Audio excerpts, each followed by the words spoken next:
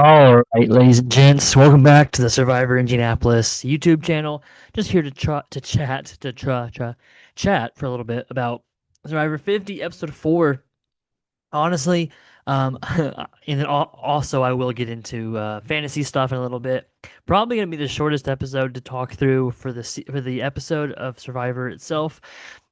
Just not a country music guy. If you're a huge Zach Brown fan, maybe this was a fun episode for you. I've seen it getting a lot of hate. I wouldn't say I hated this episode. I think it's the lowest rated episode of Survivor on either IMDb or somewhere. I don't think it's that bad. It's just clearly in a season like this, you're trying to do some big fun stuff. And I think this was a swing and a miss for some people. Maybe it wasn't for everybody. I just think you spend that much time on the reward of Zach Brown, and then you also give him a whole segment of just him and none of the players, and it's just him spearfishing and potentially fake fishing. There's been some talk that maybe it was a little staged, which I don't really care either way. Just interesting. Um, in terms of the actual gameplay, I think part of the issue with the episode is that the most obvious tribe to go back to tribal council went to tribal council. Um, and I think that like people love the swap and like to see things get shaken up. But when you have a swap and then you also still have the same tribe go to tribal council both times of the swap, and now it's like, okay, do they go a third time? And if they do, what happens next week? Do we lose a favorite because they get swapped into a tribe and then they vote off a couple of decent challenge players? I mean, Mike's not really good at challenges, but so maybe they'll be okay next week. But Q obviously is good at challenges, so it could be tough. Overall, I still am enjoying the season a lot. I think the last two episodes have been the worst of the season of the four. But again, it's super early, and I haven't hated either one of these episodes. I've enjoyed watching them. I still am loving a lot of the players that have come back that have should have come back a long time ago, like Christian, Coach, people like that. That you just I'm just naming random people at this point, but people that you just wish could have played again earlier. Maybe not Coach as much. I think Coach waiting until now is probably about right. But having Charlie, I've enjoyed Charlie more than I thought I would. I enjoyed Rizzo more than I thought I would so far.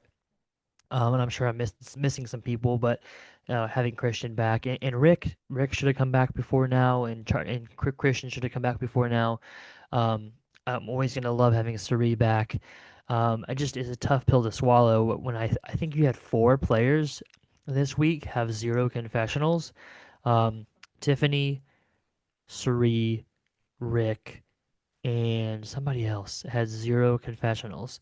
I have to look it up now, but there were four because on the fantasy points, having a confessional is point. I think it's Jonathan had zero, which yeah, I think Jonathan might have had zero.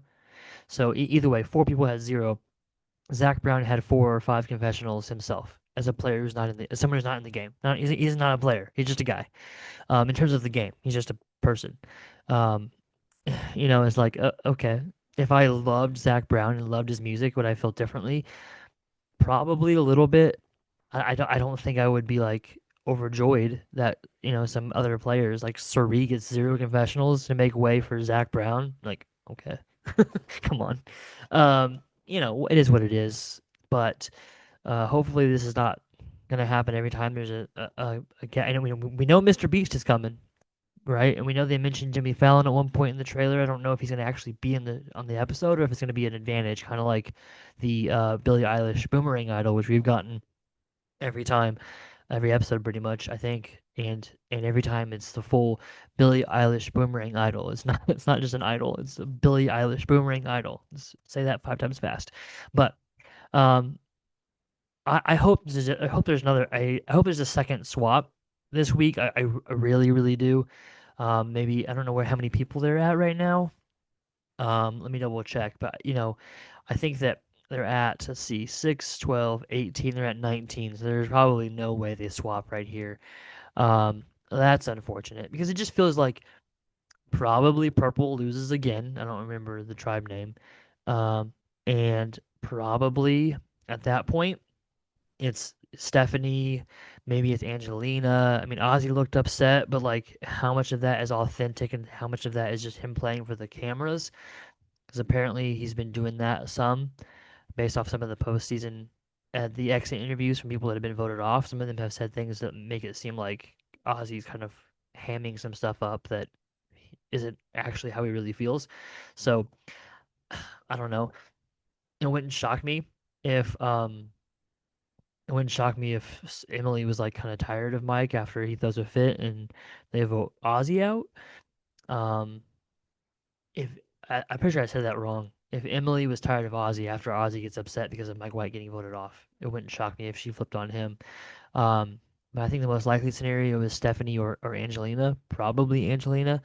Um, so it just seems kind of pretty basic and pretty straightforward. There's a chance that a different tribe could lose. I mean, we've been building. I think we even saw on the. I think we even saw on the next time on Survivor that actually both. Yeah, we did see that. The second and third place tribes are both going to tribal council. So that means Purple would have to win first place, which is just not going to happen. I just don't. I don't see that happening. I can see them getting second place in a challenge, but I don't think they're going to get first place. And if they do, it would have to be because of the puzzle and like Emily and Christian just like beast mode a puzzle. But like the other tribes also have puzzle people. I mean, Chrissy and Genevieve and Aubrey are good at puzzles for blue and for orange. I mean, you've got Charlie, you've got Camilla, you've got Rick. I mean, they have puzzle people too. And Christian so far has not been as good at some of the puzzles than what he was in his first season. Maybe it was just specific kinds of puzzles, and maybe there'll be one next week that he can crush, and that would be amazing. That would be awesome to see them not go to tribal council and see both the other teams go to tribal council, because I feel like we have been building to storylines that may never pay off. Right? If we vote two people out next week and it's somebody from Purple and then somebody from let's just say the Rizzo and Charlie thing does finally happen. They go to tribal council. Then this blue group, Colby, Genevieve, Coach, Wade, Aubrey, Joe, Tiffany, they will have not gone to tribal council at all. And they've been building the storyline of like, is Chrissy going to be upset because her original tribe, didn't really love her? Is Tiffany going to work with Aubrey to upset Genevieve? To, like, upset not in terms of make her mad, but like the underdog upsetting the favorite kind of upset. Or will Genevieve get what she wants and vote Aubrey out? They've been building that, and like if they vote two people off, that'll be down to 17. What do they do? Two more vote offs and do another double elimination, and then maybe they lose next week. But like it's just so long to go to not pay off that storyline, and we've been seeing it. So I would love to see Purple win immunity next week, but that seems definitely like it would be an upset. Right? It'd be a surprise. It'd be a March Madness upset, which let's do it, please. Let's not have Christian go home. Just how I feel. But anyways, let's go ahead and look at the fantasy stuff we've got going on here for this week. So if you're not a part of the fantasy stuff and you don't really care about that, I'll see you next week. But for my fantasy people here, we've got some interesting developments. Unfortunately, Alex loses a third player in a row. I mean, unfortunately for him, third player back to back to back weeks. Had a great week one and has struggled since then. As have a few other people, but he's just he's been top of mind because he's lost somebody every week, whereas Alyssa lost two the first week and hasn't lost anybody since then. Ben just lost one last week and that's all he's lost. Brooke has lost. She lost one the first 3 weeks, but then didn't make it through this week without losing anybody. Cameron just lost his first one. I still haven't lost anybody.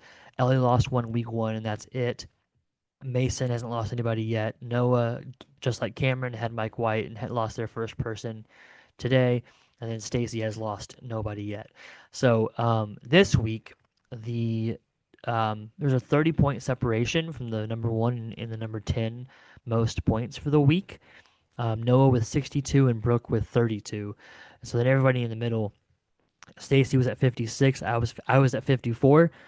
Mason at 46, Cameron at 45, and Ellie at 45. So, you got like 17 points separating first and sixth, right? So it's pretty tight scoring there. Ben at 40, Alex at 37, Alyssa at 36, and Brooke at 32. There's not from one spot, it's like 1 to 2, 2 to 3, 3 to 4.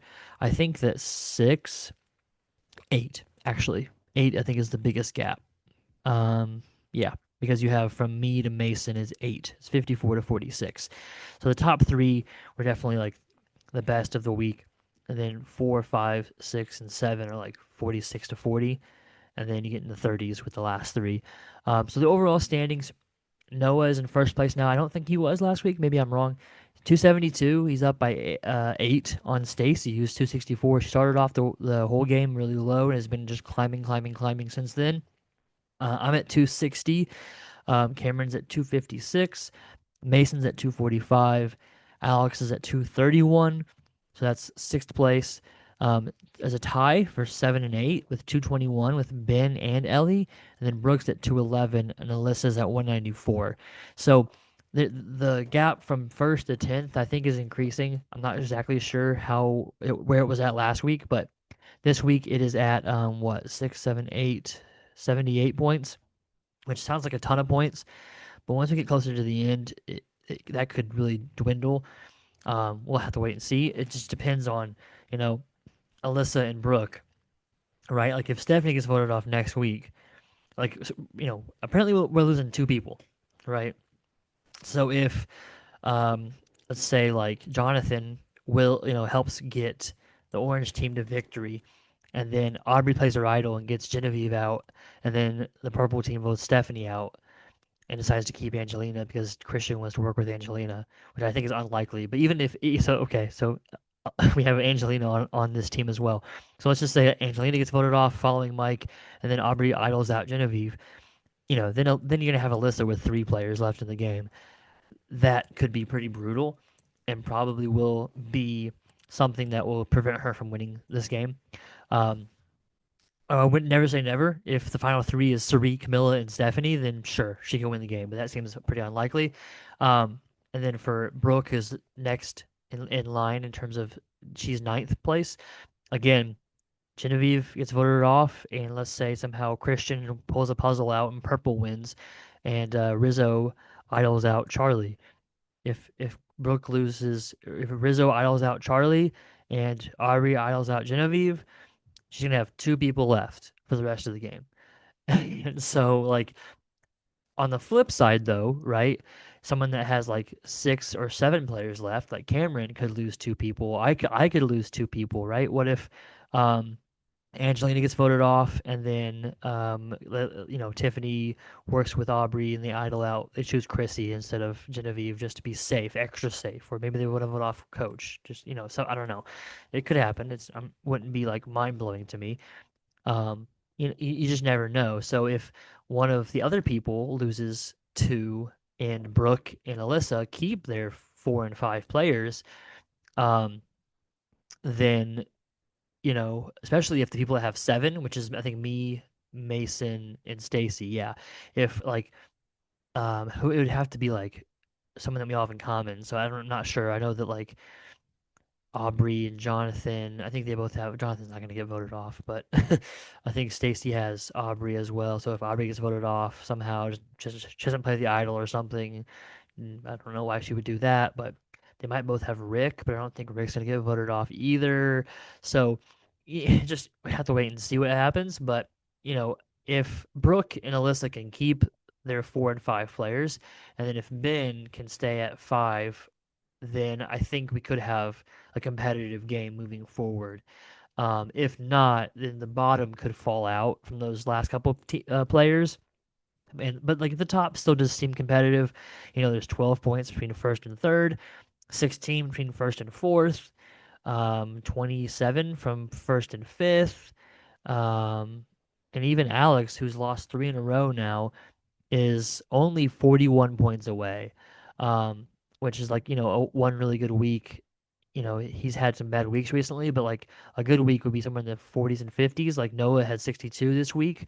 I don't think he's going to be able to repeat that because he lost Mike. He's only going to have 6 this week, but he did have a couple of the top people. I think 11 was like second most. I think a couple of people had 11. Genevieve had 14. She was the highest points this week.